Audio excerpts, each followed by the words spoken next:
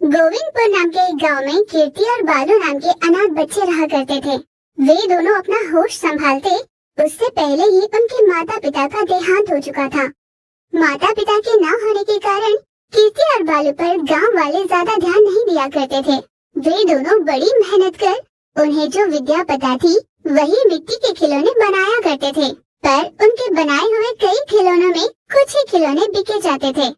इस तरह कभी कभार बिकने वाले खिलौनों से ही वो अपना गुजारा किया करते थे। एक दिन कीर्ति बहुत भूखी थी। सारा घर छान मारने के बाद भी अन्न का एक दाना भी उसे नहीं मिला था। इतने में उसने बालू को आता हुआ देखा।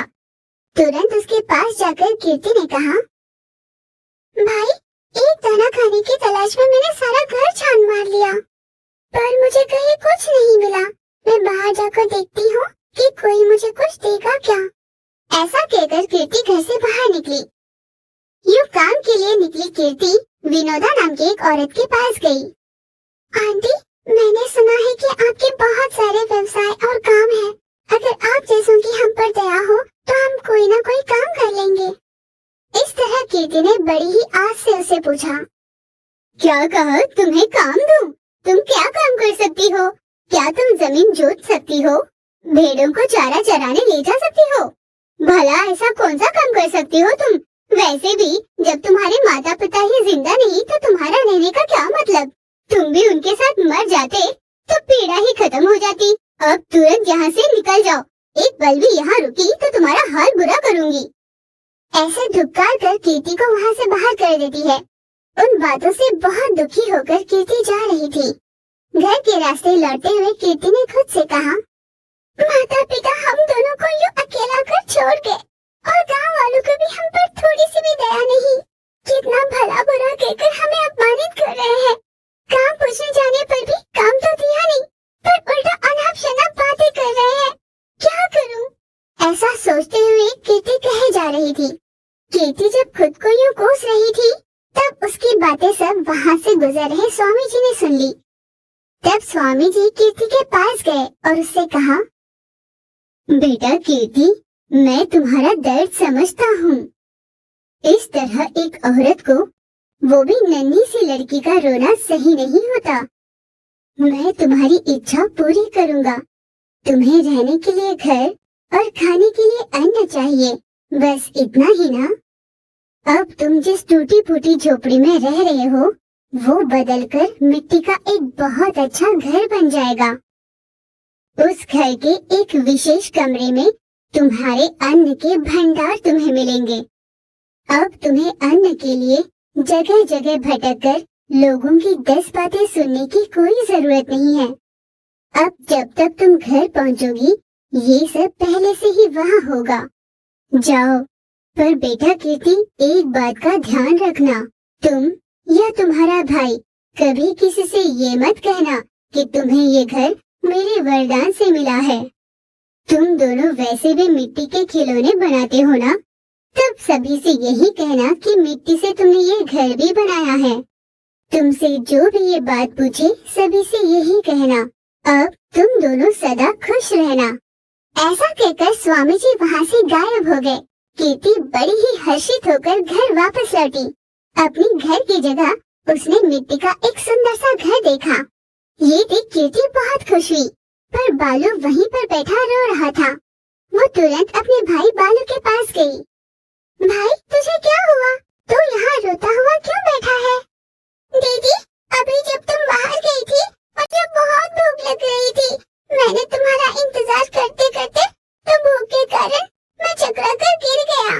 जब मुझे होश आया तो देखा अपने घर की जगह किसी ने घर बना लिया है दीदी। बालू इस तरह मासूमियत से रोए जा रहा था। तब कीर्ति ने उससे कहा, अरे बुद्धू, ये सब हमारा ही है।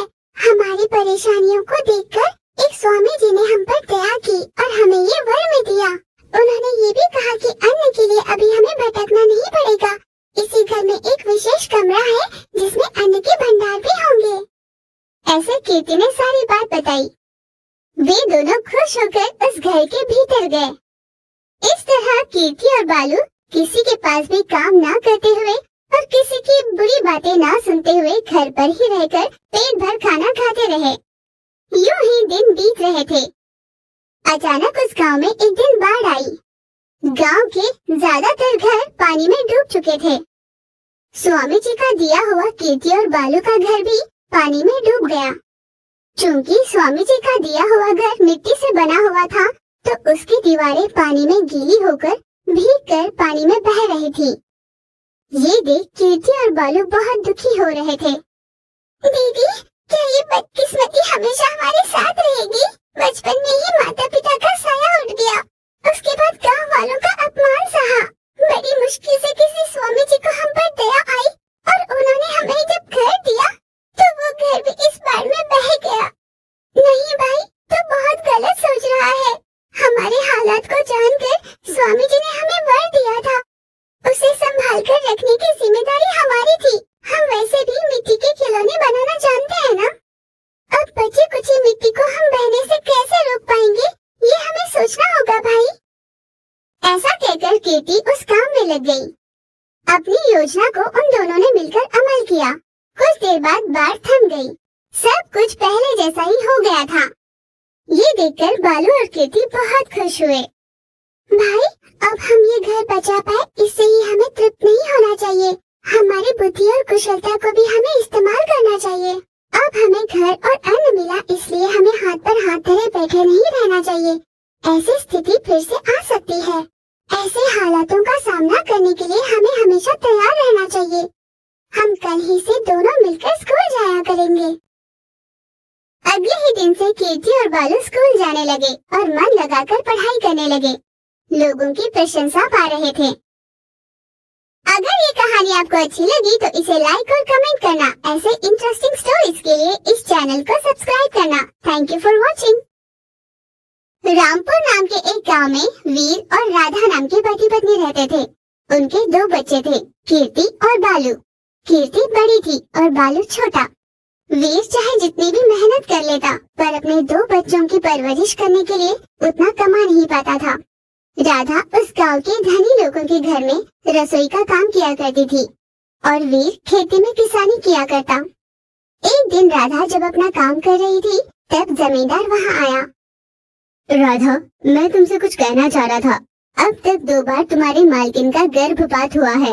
उन्होंने कहा है कि अब हमें संतान नहीं होगी, पर हमें संतान की इच्छा है और तुम चाहती हो कि तुम्हारे बच्चे चाहे जहाँ भी रहे खुश रहे। हम सोच रहे थे कि तुम अगर अपने बच्चे बालू को हमें गोद दे दो तो हम उसकी अच्छी परवरिश करेंगे। ऐसा करके तुम भी खुश ही रहोगी। तुम क्या चाहती हो, एक बार अपने पति से बात करके मुझे बता देना। मुझे जल्द ही जल्द बता देना। ऐसे मालिक ने कहा। राधा ने यही बात अपने पति वीर से कही। सुनिए जी, आज जब मैं जमींदार के घर काम कर रही थी, तब उन्होंने मुझसे एक बात कही। कहा कि डॉक्टरों ने कहा है उनको अब संतान नहीं होंगे, इसीलिए वो पूछ रहे थे कि हमारे बालू को वो गोद ले सकते हैं क्या। हमारा निर्णय क्या होगा, पूछा है उन्होंने। ये सुन वीर ने कहा, क्या कहूँ राधा, अगर यहाँ रहेगा तो अपने आंखों के सामने रहेगा, पर इसके साथ उसको अपने दुख भी झेलने होंगे, और अगर दूर रहेगा तो खुशी से रहेगा। अब पास रखकर उसे दुखी रखे या दूर रखकर हम दुखी रहे, मुझे समझ नहीं आ रहा। वैसे भी अब मुझे लगता नहीं कि अपने दिन कभी भी सुधरेंगे। जी तोड़ मेहनत करने के बाद भी मैं मुश्किल से ही कुछ जुटा पा रहा हूँ। कम से कम वो वहाँ रहेगा तो खुशी से रहेगा। दे ही देंगे। इस बार जब तुम जाओ तो कहना कि अच्छा दिन देकर उसे भेज देंगे। फिर उन्होंने एक अच्छा सा दिन चुना और उस दिन बालू को लिए मालिक के घर गए। तब कीर्ति ने कहा, पापा, अपने भाई को कहाँ छोड़ा है? क्या अब वो घर वापस नहीं आएगा? वो वहीं रहेगा? मैं उसके बिना नहीं रह सकती पापा, मुझे बहुत बुरा लग रहा है। कीर्ति ये उदास हो रही थी। तब वीर ने कहा, तुम उदास मत हो बेटा, वो वहाँ पर बहुत खुश है। जब भी तुम्हें उसको देखने का मन हो, तुम उसके पास जाकर उसे मिल सकती हो। ऐसे वीर ने कहा। कीर्ति भी मान गई। बालू वहाँ पर रहते हुए, चूंकि वो बहुत छोटा था, अपने माँ बाप को भूल गया और वहाँ रहने वाले मालिक और मालकिन को ही अपने माँ बाप समझने लगा। बालू के इर्द गिर्द कीमती खिलौने और पैसे हुआ करते। वो बाहर जाता तो जमींदार के बेटे की हैसियत से उसको बहुत सम्मान मिलता। जिस वजह से बालू को गरीब लोगों से ईर्ष्या होने लगी। एक दिन कीर्ति का मन हुआ कि बालू से मिलने जाए और वो जमींदार के घर के लिए निकली। कीर्ति जैसे ही वहाँ पहुँची, गेट पर खड़ा बालू उसे देखकर बोला, हे, कौन है तू? इतने गंदे मैले कुचले कपड़ों में? तुम्हारे जैसे लोगों की हमारे घर में कोई जगह नहीं। ये सुन कीर्ति ने कहा, बालू, ये तो कैसी बातें कर रहा है? बचपन में तो मेरे हाथ में ही तो खेला है। तब बालू ने कहा, क्या कहा? तुमने मुझे बालू कहकर बुलाया और तुमने मुझे अपने हाथों में खिलाया? बहुत हो गया, चुपचाप यहाँ से चले जाओ, वरना मुझे किसी को कहकर तुम्हें यहाँ से धक्का देकर हटाना पड़ेगा। उस दिन से बालू को कीर्ति से नफरत होने लगी। एक दिन बालू बाहर चलते हुए जा रहा था। कीर्ति अपने घर के आंगन में रंगोली बना रही थी। बालू उस तरफ आया और गुस्से से उसने उसकी रंगोली बिगाड़ दी। कीर्ति को बालू की हरकत पर बहुत गुस्सा आया, पर वो अपने भाई को कुछ न कर पाई और चुपचाप रो रही थी। ये सब होते हुए जमींदार ने दूर से देख लिया था। वो गुस्से में बालू के पास आया। अरे बालू, ये तू क्या कर रहा है? तुझे समझ में भी आ रहा है? ये घमंड तुम्हारी जिंदगी में तुम्हें कभी काम नहीं आएगा। यूं जमींदार बालू को डांट रहा था। नहीं, आप मेरे भाई को यूं मत डांटिए, वो अभी बहुत छोटा है, गलती से बोल दिया होगा। मैं रंगोली फिर से बना लूंगी।